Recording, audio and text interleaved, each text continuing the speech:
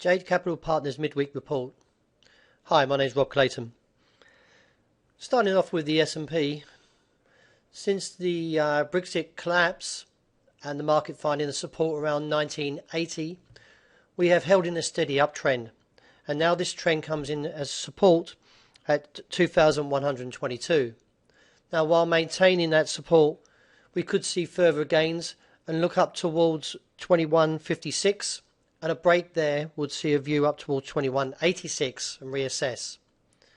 Although I did mention in the Monday report that a break of 34 will give me a neutral bias. However, following the uptrend and not picking any tops, the bulls will control this market until we see a break of 2122. If we see that break, then that would expose a fall with a measured count to around about 2060 to 64, pretty much where these troughs are holding here. So keep an eye on that for the next few days and see what eventuates. I will say that we are overbought, so I am in preference to see that level of 2122 challenged. But whether or not it breaks and whether we get a follow through, that remains to be seen. Looking towards the Australian dollar, well, we have seen a very bullish advance and retest the Brexit high, which was around about 76.47, or to be more exact, we did get a high last night of 76.57. Well, the mild pullback currently in play now looks towards the support of 75.75.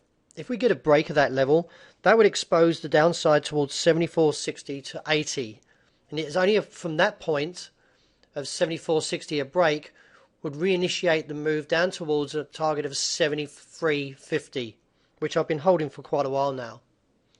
However, while maintaining above 75.75 in the coming days, if this is the case, then we might see a move to back to re-challenge these highs around 76.40-70, and a break there would actually give further suggestion towards around about 77.5 to 77.80. But that would be extreme, and I expect to see a rejection from that region. But nevertheless, I actually still feel that we may actually see 76.40-70 hold and see the downside now re-challenged. The euro, very impressive on how this resistance holding around 111.30 after the challenges recently are failing. Still looks towards a move of 109.50 as the objective that I put in the report on Monday. If we see a break of 111.30, that will give further scope to a target of 111.80 to 90 and reassess from there.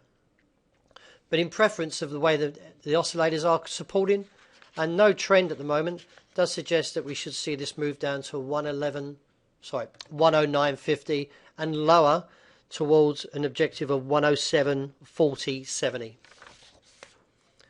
Well, dollar yen clearly coming back into a very bullish advance since the rejection of around about that 100 mark, with the resistance now coming intact around 105.50-70.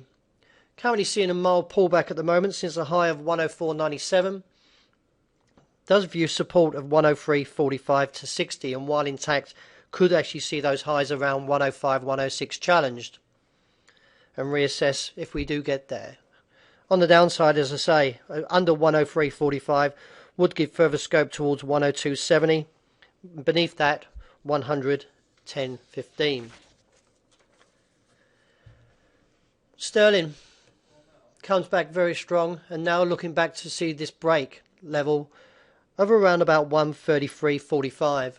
If we get a break above there, then that would give further scope up towards 136 an objective and reassess from there. So do note, 133.45 break, target 136. While 133.45 holds, you can see here that the market actually is looking slightly overbought since the last few days, or the last 48 hours of bullishness, and I do expect to see a pullback to somewhere around about 131.10.15. So they're the parameters in the next sort of 48 hours, maybe into the early stages of next week. Well, the SPY market noted in Monday's report that I was looking up towards 53.25 to 53.85 in the bull move. We have got a high of 53.61 at the moment, and now showing some actually potential of a pullback to around about 52.5, about 100 points down. If this oscillator is correct, with no trend now, after it fading away around about that sort of 53.40 level, should come in play and see that pullback to around about 52.5 and reassess from there. And to wrap up on gold, with gold, if you look at the daily, the downtrend actually, let's get to the right chart first. If you look at the resistance here around this 13.75.85 level, the rejection now comes in for further weakness. Now it broke beneath that 13.36 level. Downside objective could hold towards 13 figure to 13.12, with the resistance now capping around 13.49. And coming back to that chart that you just saw, is the downtrend still holds at 48.70.90, and the view is from the break recently of 45.5, a bearish outside range day, does give scope towards $42 a barrel. And while this trend is intact at 48.70.90, sees that objective. Well, thank you very much for listening, and look out for Monday's report, which should give further highlights on where the markets are going into next week.